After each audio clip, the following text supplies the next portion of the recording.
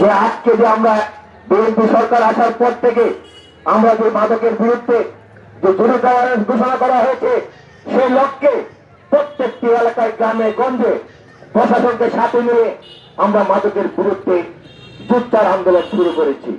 অনেকেই বলে মাদকের বিরুদ্ধে যে কথা বলছেন, আপনার তো যদি নির্বাচনে যান ভোট কমে যাবে।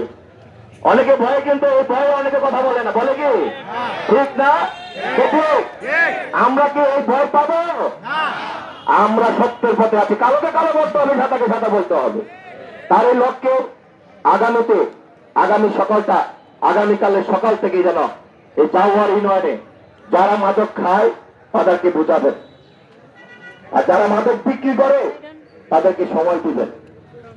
আজকে 24 ঘন্টা একটা জিনিস আপনারা নেবেন, একটা খারাপ কাজকে নির্মূল করার জন্য একটা খারাপ কাজ করা যাবে না, ভালো কাজের মাধ্যমে কিন্তু নির্মূল করতে হবে, নাহলে এটার একটা বিরূপ প্রতিক্রিয়া সৃষ্টি হবে। আজকে এখানে প্রশাসন উপস্থিত, প্রশাসন নিজ হাতে দায়িত্ব নিয়ে কথা বলছেন। উনি যদি আমাদের সামনে উপস্থিত, উনি আমাদেরকে কথা দিয়ে যাবেন। আপনারা যাদেরকে সন্দেহ করবেন, যারা জড়িত, তাদেরকে আইনের হাতে সুপুর্দ করবেন।